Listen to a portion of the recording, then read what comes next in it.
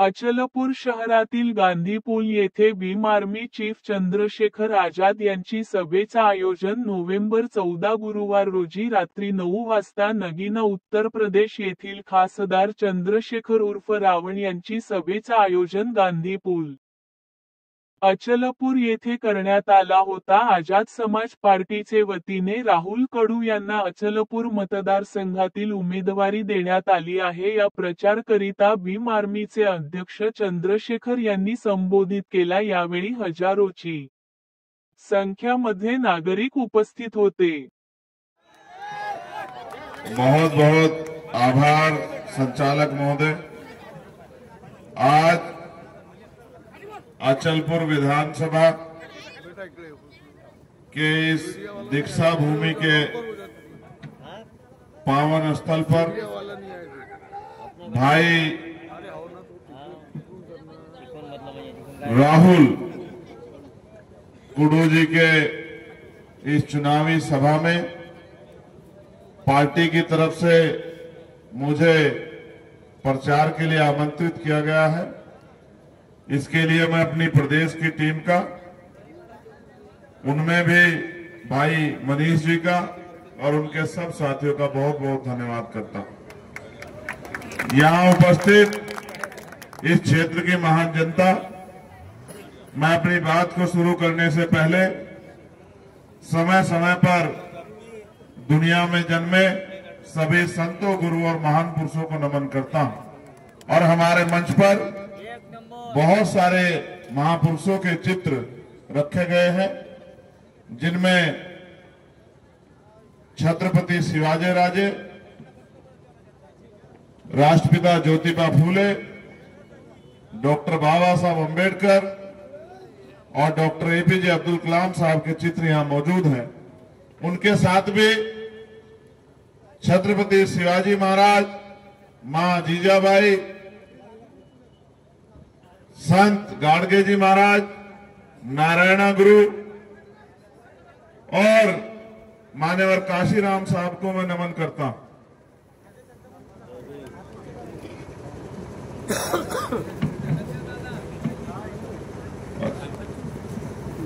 सम्मानित साथियों, इतनी बड़ी संख्या में यहां पहुंचने पर मैं आपका भी दिल की गहराई से धन्यवाद करता हूं। और आपका ये आना बता रहा है कि आप भाई राहुल को ताकत देना चाहते हैं और आप ये चाहते हैं कि 20 साल से जो ठगी आपके साथ हो रही है वो ठगी बंद हो और काम करने वाले व्यक्ति को मौका मिले। मेरे पास एक बड़ी फाइल है जिसमें यहां की समस्याओं को लिखा गया है और ये जानकारी में मुझे बताया गया कि यहां बहुत सारी समस्याएं हैं, हम उन पे बात करेंगे। लेकिन पहले हम लोग लोकतंत्र पे बात करें कि लोकतंत्र है क्या। देश के संविधान ने एक बालिग व्यक्ति के उंगली में पहले मोहर के रूप में और अब बटन के रूप में इतनी ताकत दी है कि वो अपने बच्चों का, अपने क्षेत्र का भविष्य अपनी वोट से तय कर सकता है।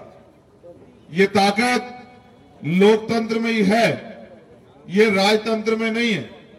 देश में आजादी से पहले राजतंत्र था। लंबे समय तक राजा महाराजाओं ने राज किया। कुछ राजे महाराजे अच्छे थे तो कुछ राजे महाराजे बुरे थे। लेकिन जब राजा महाराजा राज करते थे तो राजा के द्वारा कही गई बात ही अंतिम बात होती थी, चाहे वो अच्छी हो बुरी हो, जनता को दुख हो सुख हो, जनता को माननी पड़ती थी और राजा की बात में पहरा देना पड़ता था। फिर इस देश में आजादी के लिए संघर्ष हुआ। तमाम जाति धर्मों के लोगों ने उस संघर्ष में बढ़ चढ़ कर योगदान दिया और वो दिन भी आया जब 15 अगस्त 1947 को हमारा देश आजाद हुआ। जब देश आजाद हुआ तो हमारे सामने चुनौती ये थी कि देश आजाद तो हो गया है, लेकिन इतने जाति धर्मों में बटे इस देश को एकजुट कैसे रखा जाए।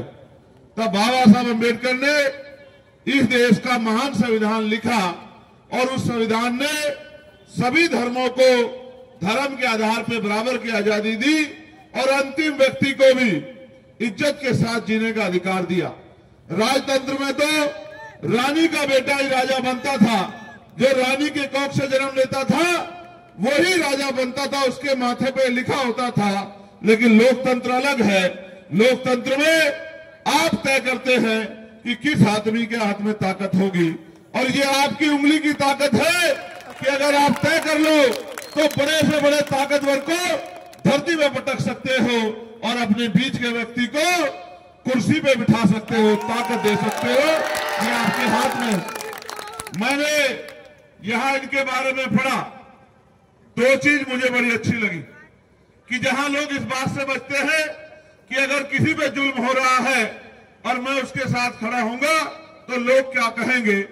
इन मामले में राहुल अच्छे हैं कि जब एनआरसी का मामला हुआ तो भाई राहुल ने आपके साथ खड़े होकर उस लड़ाई को लड़ने का काम किया और अपना विरोध दर्ज कराने का काम किया। जब वक्त पे कानून आया, अमेंडमेंट की बात हुई, तो मैंने उनसे पूछा कि आपने क्या किया, तो उन्होंने कहा मैंने सबको साथ लेके उसके खिलाफ भी निषेध करने का काम किया। जहां सड़कों पर आवाज उठाने की बात थी, मैंने सड़कों पर आवाज उठाई। उसके साथ साथ यहां नबी की शान में भी तमाम तरह के अपमानजनक शब्द किए गए, कहे गए। जब हमारे यहां उत्तर प्रदेश में एक पाखंडी ने इस तरह के शब्द किए थे तो हमारी टीम ने मुकदमा दर्ज करके उसको जेल भिजवाने का काम किया, आंदोलन करने का काम किया, और जब तक वो गिरफ्तार होकर जेल नहीं गया हमारे लोग वही कमिश्नरी पे धरना देकर बैठे रहे।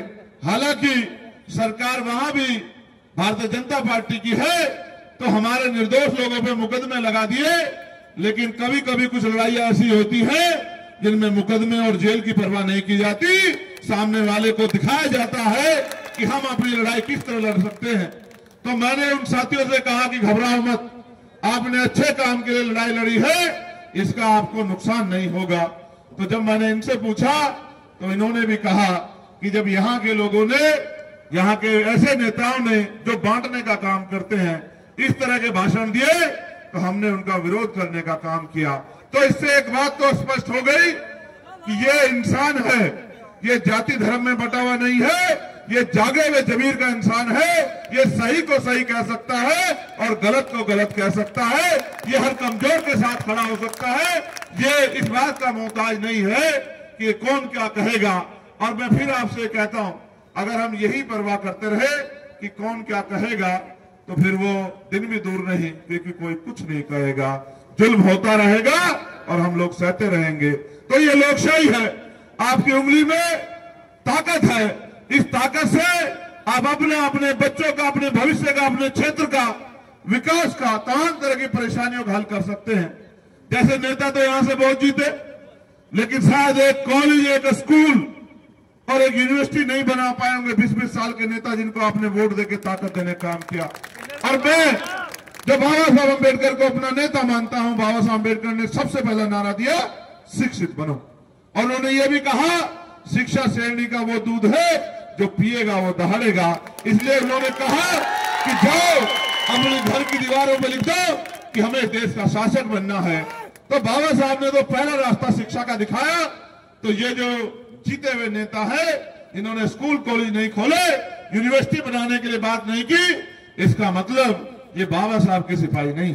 फिर दूसरा, जहां तक मैं समझता हूं, आज गरीब के सामने सबसे बड़ी चुनौती ये है कि अगर वो बीमार हो जाए तो अच्छा इलाज उसको कम पैसों में मिल जाएगा या नहीं मिल जाएगा। मैंने तो अपनी आंखों से देखा है, अमीर लोगों को बड़े बड़े हॉस्पिटलों में इलाज उनका हो जाता है, नेताओं का भी बड़े बड़े हॉस्पिटल में इलाज हो जाता है।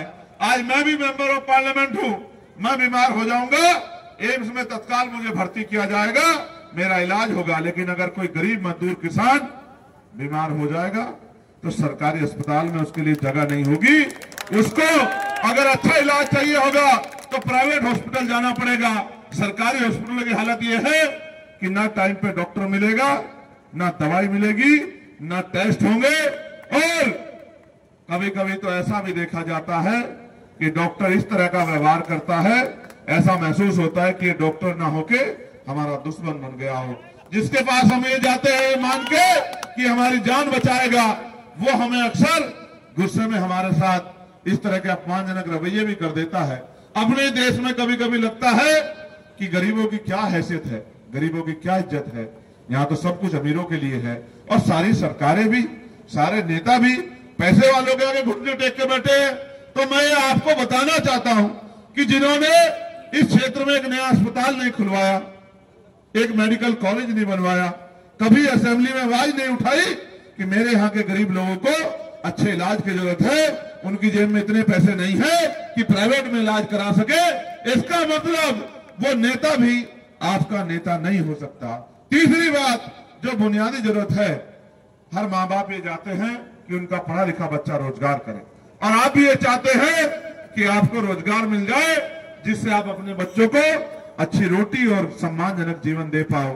कभी मैंने नहीं सुना, मैंने इसलिए पूछा और जानकारी की कि यहाँ के द्वारा जो चुना गया आमदार था, क्या कभी उसने विधानसभा में जाके कहा कि मेरे क्षेत्र में उद्योग धंधे लगने चाहिए, वहां के पढ़े लिखे नौजवान को रोजगार मिलना चाहिए। अभी पढ़ा लिखा नौजवान बेंगलोर दिल्ली जाता है रोजगार करने, और गरीब लोग वो इंतजार में है कि उनको रोजगार मिलेगा।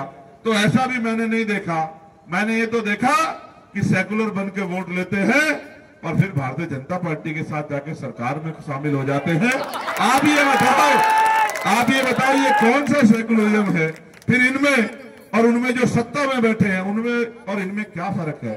इसलिए मैं आपको ये कहना चाहता हूं, मेरे हमदर्द साथियों, कभी कभी अपनी लड़ाई अपने भरोसे लड़नी पड़ती है। कहते हैं सपने उन्हीं के पूरे होते हैं जिनके सपनों में जान होती है, और पंखों से कुछ नहीं होता दोस्तों, हौसलों से उड़ान होती है। आप मेरे किरदार को जानते हो। हालांकि अलग बात है कि मुझे यहाँ चुनावी सभा में आने का मौका मिला है, लेकिन यहाँ से जो भी शख्स मुझे जानता है वो ये जानता है कि आज तक मैंने कभी जालिम के सामने घुटने नहीं टेके, और सरकार से आंख से आंख मिलाकर सवाल पूछने का काम किया।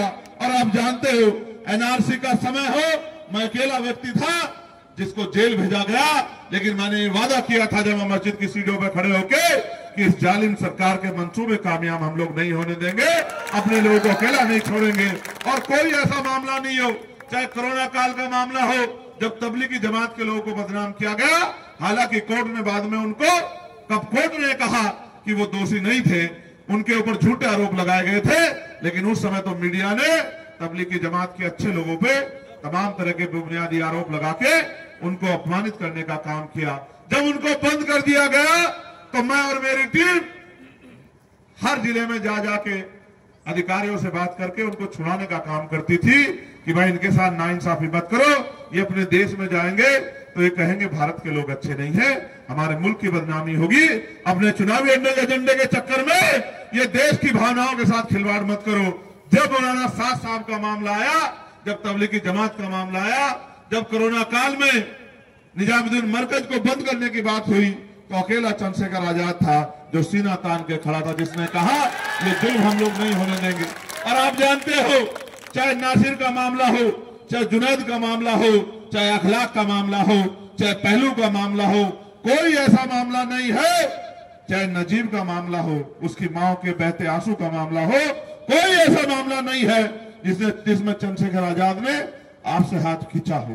और चाहे आरक्षण पे हमला हो या संविधान पे हमला हो या कोई ऐसा कानून बने, और अब भी जब वक्फ कानून की बात आई, अमेंडमेंट बिल आया, तो अकेला चंद्रशेखर आजाद था नॉन मुस्लिम जिसने पार्लियामेंट में खड़े होकर कहा कि ये जुल्म हम लोग नहीं होने देंगे, ये संपत्ति हम लोग नहीं लूटने देंगे।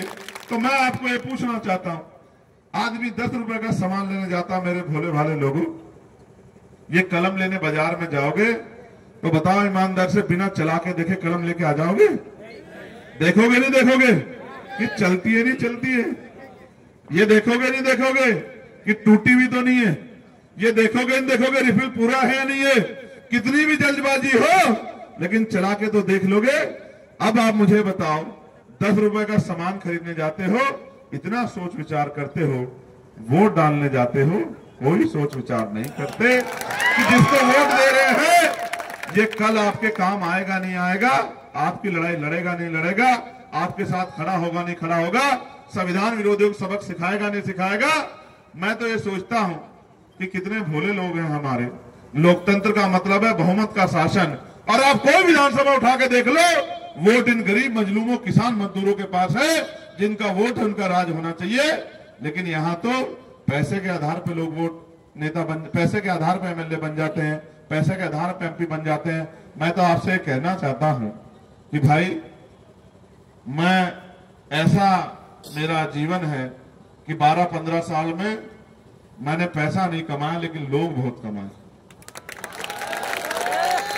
मैंने चुनाव भले 1-2 लड़के एक जीता हो, लेकिन मैंने लोगों के दिल बहुत जीते हैं। मैंने जिसका हाथ पकड़ा है उसका हाथ कभी नहीं छोड़ा। और आज भी ये गवाह है महाराष्ट्र कि अगर खिलाफत मूवमेंट के कार्यक्रम में मुंबई में जो देश का सबसे बड़ा कार्यक्रम होता है, अगर मुख्य अतिथि चंद्रशेखर आजाद को बनाया जाता है तो इस बात का प्रमाण है कि चंद्रशेखर आजाद ने अपने आप को साबित किया है कि वो हर व्यक्ति के साथ खड़ा है। मैं आपको ये कहना चाहता हूं मेरे प्यारे भाइयों, समय कम है और मेरे कंधों पर जिम्मेदारियां हैं। मैं आपके बीच बार बार आ सकता हूं, लेकिन मैं आपको ये पूछना चाहता हूं, लोकशाही में जब मैंने कहा कि ये बहुमत के शासन की बात है और वोट आपके पास है और आप वोट के लिए देने के लिए तैयार भी हैं कि 20 तारीख को आप वोट डालेंगे, तो जब आप वोट डालेंगे तो जब आप बटन दबाने जाओ तो 10 सेकंड के लिए अपने इस भाई को भी याद कर लेना, तो उसके जीवन संघर्ष को भी याद कर लेना। यहां तो लोग मीटिंग का भी पैसा देते हैं, गाड़ी का भी पैसा देते हैं, मिठाई भी खिलाते हैं, चुनाव में शराब भी पिलाते हैं, साड़ी भी देते हैं, झूठे वादे भी करते हैं, पता नहीं क्या क्या करते हैं, मैं नहीं कह सकता। और सच तो ये भी है जो आपकी शक्ल नहीं देखना चाहता, जो आपसे दिल से नफरत करता है, वो भी चुनाव में आपके बीच में आता है, आपके पैर छूता है, आपके गले लगता है, आपको भाई बताता है, आपको चाचा ताऊ बताता है और आपसे कहता है कि मुझे मेरे सर पे हाथ रख दो, मुझे वोट दे दो, आपकी जिंदगी बदल दूंगा। लेकिन फिर 5 साल दिखाई नहीं देता है। मैं आपसे कहना चाहता हूं, मैं भारत में अकेला ऐसा आदमी हूं जिसको चंदा देके लोगों ने चुनाव लड़ा है। आप भरोसा नहीं करेंगे, मैं वचन देके कहता हूं, मेरा वचन अटल है। सूरज पूरब की जगह पश्चिम से उग सकता है, लेकिन चंद्रशेखर आजाद अपनी बात से फिर जाए, ऐसा नहीं हो सकता। मैं आपको ये कह रहा हूं, मैं अकेला एक ऐसा वाहिद शख्स हूं, ऐसा एक मुजाहिद हूं जिसको लोगों ने अपने बच्चों का पेट काट काट के उनके हिस्से के पैसे को चुनाव में चंदा देके मुझे लड़ाने का काम किया और जिताने का काम किया। मेरे ऊपर भरोसा जो है जाहिर करने का काम किया। और पार्लियामेंट में मैं अकेला हूं जो पिछले 2 सेशन में जिसने 10 डिबेट की है, और 10 की 10 डिबेट इस बात पे नहीं कि मुझे क्या मिलेगा, 10 की 10 डिबेट इस बात पे है कि देश की आम जनता को क्या मिलना चाहिए। मैंने लगातार इस बात पे आवाज उठाई, चाहे मजदूरों को न्यूनतम वेतन बढ़ाने का मामला हो, जो मैंने 29 अप्रैल को उठाया, और जो 400-450 रुपए मजदूरी मिलती थी उसको बढ़ा के सरकार को 783 रुपए करना पड़ा। चाहे अच्छे स्कूल का मामला हो, मैंने मांग उठाई कि चाहे सरकारी कर्मचारी अधिकारी हो, चाहे हमारे पुलिस के जवान हो, चाहे हमारे एडमिनिस्ट्रेशन के लोग हो, चाहे डीएम एसएसपी हो, चाहे थाने का एसएचओ हो, चाहे सीओ हो, चाहे प्रमुख सचिव हो, अपर सचिव हो, मुख्यमंत्री हो, राज्यपाल हो, कैबिनेट मिनिस्टर हो, विधायक हो, सांसद हो, सबके बच्चों की पढ़ाई सरकारी स्कूल में होनी चाहिए। इससे होगा क्या? इससे 2 काम होंगे। एक तो जो ये महंगी शिक्षा की मार आप पे हो रही है, ये खत्म हो जाएगी। लोग आपको कहे कि 2000 रुपए ले लो, लोग आपको कहे मिठाई ले लो, मत लेना मेरे भाइयों, वो आपको खरीदना चाहते हैं। अगर वो कहे तो उनसे कहना कि मेरे बच्चे को तालीम दिलाओ, वो तालीम लेके डॉक्टर, इंजीनियर, आईएएस, आईपीएस, वकील, जज बनेगा, कुर्सी में बैठेगा, मेरा तो भला होगा, मेरे समाज का भी भला होगा। लेकिन आपको तालीम नहीं देंगे, आपकी जेब में कुछ पैसे डालने का काम करेंगे। हम अच्छा करेंगे सरकारी स्कूलों को, देखते और अच्छा करेंगे। मैं आपको वचन देके कहता हूं, जब हम पे ताकत आएगी तो ऐसा समय आएगा कि सरकारी स्कूल के मुकाबले कोई प्राइवेट स्कूल नहीं होगा और बड़े से बड़ा अमीर ये कहा करेगा कि मेरे बच्चे को सरकारी स्कूल में एडमिशन करा दो जहां गरीबों के बच्चे पढ़ते हैं, मैं अपने बच्चे को पढ़ाना चाहता हूं। और आप देखो, जब एक टेबल पे मंत्री जी का बेटा पढ़ रहा होगा, दूसरी पे सांसद जी का, और तीसरी उसी टेबल पे आपके मेरे परिवार का बच्चा बैठा होगा, तो बताओ अच्छी शिक्षा मिलेगी नहीं मिलेगी? बताओ। फिर मैंने कहा हेल्थ सिस्टम में बदलाव होना चाहिए। पार्लियामेंट में कहा, प्राइम मिनिस्टर के सामने खड़े होके बोले कैसा बदलाव? कि मैंने कहा हम सरकारी अस्पताल में जाते कुछ नहीं है अभी, सरकारी अस्पताल में सुविधा कब आएगी? बोले कब? मैंने कहा जब आपका इलाज सरकारी अस्पताल में होगा। बोले मतलब? मैंने कहा जब विधायक का, सांसद का, मंत्री का, संतरी का, प्रधानमंत्री का, मुख्यमंत्री का, राज्यपाल का, केंद्रीय मंत्रियों का और प्रमुख सचिव का, चीफ सेक्रेटरी का, एडिशनल सेक्रेटरी का, कमिश्नर का, डीएम का, एसपी का, एसएचओ का, सीओ का, दरोगा का, पटवारी का, सेक्रेटरी का, कानूनगो का, तहसीलदार का, एडीएम का, तमाम अधिकारी कर्मचारियों के, नेताओं के, अभिनेताओं के, जिनको सरकार सुरक्षा मिली है, जब इनका इलाज सरकारी हॉस्पिटल में होगा, उसी हॉस्पिटल में जहां आजकल हमारे गरीब परिवारों का इलाज होता है, तो जब एक टेबल, एक बेड पे जिलाधिकारी लेटे होंगे। आपके यहाँ क्या बोलते हैं जिलाधिकारी को? जिलाधिकारी बोलते हैं ना, जिले का मालिक होता है जिलाधिकारी। जब एक बेड पे बीमार होने पे जिलाधिकारी लेटे होंगे और उनको दवाई चल रही होगी और बराबर में आपके मेरे परिवार का हम में से कोई लेटा होगा, तो बताओ बिल्डिंग अच्छी होगी नहीं होगी? डॉक्टर टाइम पे मिलेगा नहीं मिलेगा? बाबा मिलेगा ना? दवाई अच्छी मिलेगी नहीं मिलेगी? और अभी जो टेस्ट लिख लो बाहर से, वहां से करा देना कमीशन, वो बंद हो जाएगी नहीं हो जाएगी? मशीन में रहेगी नहीं रहेगी? तो मैंने कहा कि ये भी होना चाहिए। तीसरा, उद्योग धंधे लगने चाहिए, जो पढ़े लिखे नौजवानों को उनके जिलों में रोजगार मिले। ये भी एक षड्यंत्र है, गौर से सुनना। आप चुनाव में देखना, मैं सर्वे के तौर पे बता रहा हूं, इस बार 62% के लगभग पोलिंग हुआ पार्लियामेंट में। कितने परसेंट? 62। और 32% के लगभग वोट मिला भारतीय जनता पार्टी के गठबंधन को, और उनकी सरकार पूर्ण बहुमत की बन गई। लेकिन गजब की बात देखो, लगभग 34% पड़ा। लेकिन आप गजब की बात देखो कि 38% लोगों ने वोट ही नहीं किया। इसको क्या समझते हो पता है तुम्हें? जितने लोगों ने वोट देके एब्सोल्यूट मेजॉरिटी की सरकार बना दी, पूर्ण बहुमत की, उससे ज्यादा परसेंट लोगों ने वोट ही नहीं किया। इसका मतलब क्या है? इसका मतलब यह है कि आज भी हमारे लोग वोट के प्रति जागरूक नहीं है, बस डरते हैं, इसको हरा दो, उसको हरा दो।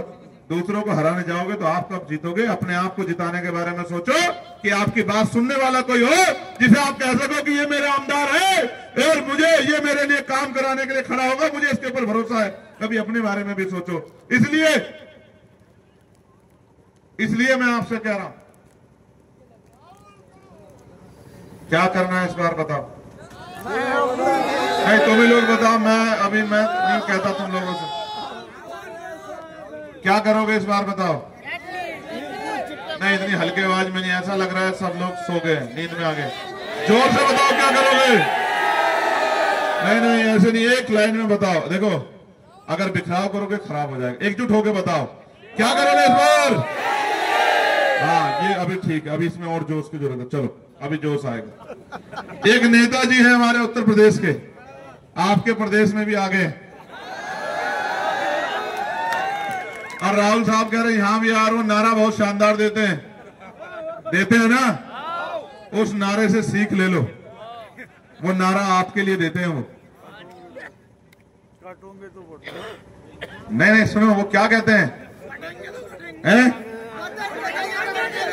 तो बटना नहीं है ना,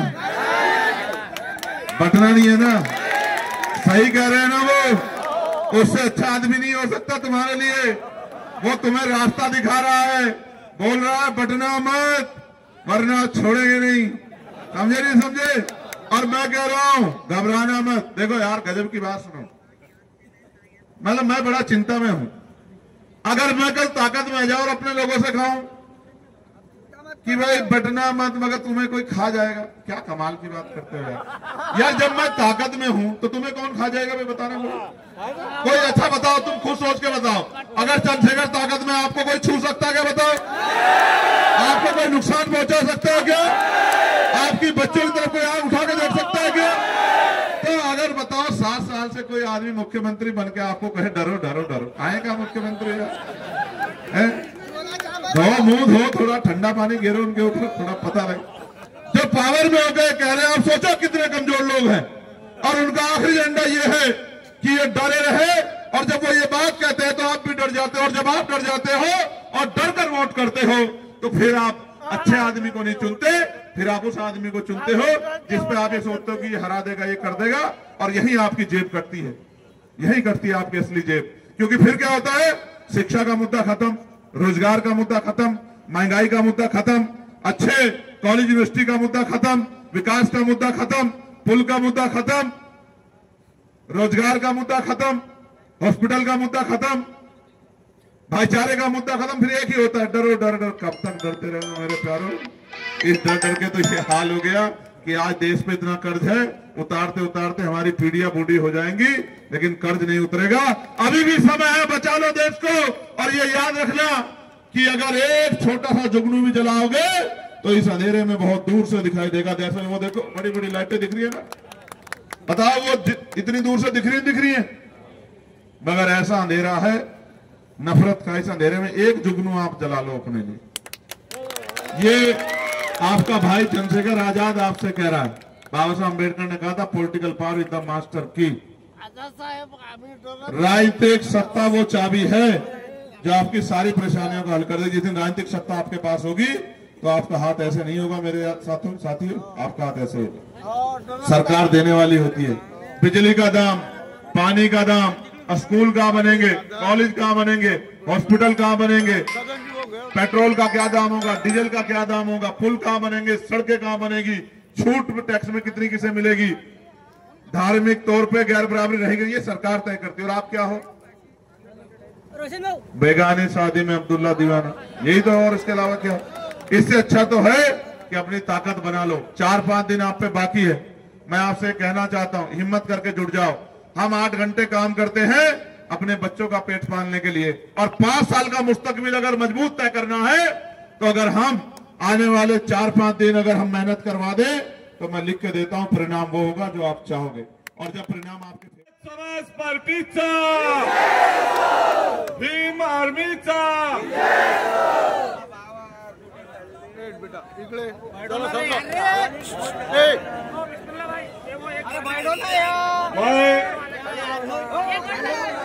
राहुल कड़ू, आजाद समाज पार्टी और भीम आर्मी का अचलपुर विधानसभा मतदार संघ का प्रत्याशी आप सबके सामने 2 मिनट में 2 शब्द रखूंगा, और उसके बाद आजाद समाज पार्टी भीम आर्मी के शेर भाई चंद्रशेखर आपका मार्गदर्शन करेंगे।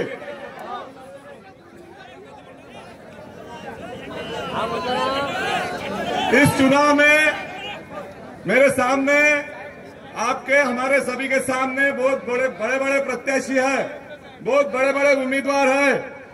और एक उम्मीदवार, जनता जरा गौर से सुन ले, सभी जरा गौर से सुन ले। ये इस इलेक्शन में जो सभी प्रत्याशी है, उन प्रत्याशियों में से जो पिछले 4 बार से आमदार है, उनका, उस उम्मीदवार का और मेरा नाम सरनेम सेम है। इसका फायदा लेकर, इसका गलत फायदा लेकर आजाद समाज पार्टी के वोटरों को राहुल कड़ू मेरा भाई है ये बोलकर बहकाने की कोशिश कर रहा है। सबसे पहले इस मंच से आपके द्वारा मैं ये घोषित करता हूं कि मैं उस प्रत्याशी का जो 4 बार से आमदार है उसका कोई रिश्तेदार नहीं हूं,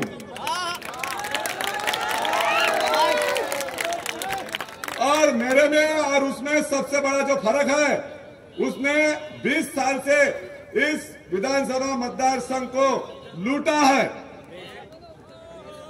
वो लुटेरा है, वो डाकू है। उसने पिछले 20 सालों में यहाँ पर कम से कम 5 बार हिंदू मुस्लिम राइट हुए, उसके बारे में कभी मुंह से एक शब्द नहीं निकाला, एक लफ्ज नहीं निकाला। जबकि जब भी हिंदू मुस्लिम एकता की बात हो, हिंदू मुस्लिम कट्टरता की बात हो, मैं सबके सामने आकर हिंदू मुस्लिम एकता के लिए लड़ा हूं और जातिगत एकता के लिए लड़ा हूं। इसलिए आपको कोई भी अगर कहे या वो खुद भी कहे तो उसे बोल देना कि वो तुम चोर हो और वो सिपाही है। और मैं आप सभी से विनती करता हूं कि मेरा जो चुनाव चिन्ह है केतली, 6 नंबर का बटन है, उसके सामने का, केतली के सामने का 6 नंबर का बटन दबाकर मुझे ज्यादा से ज्यादा मतों के तादाद से जिताकर आमदार बनाइए।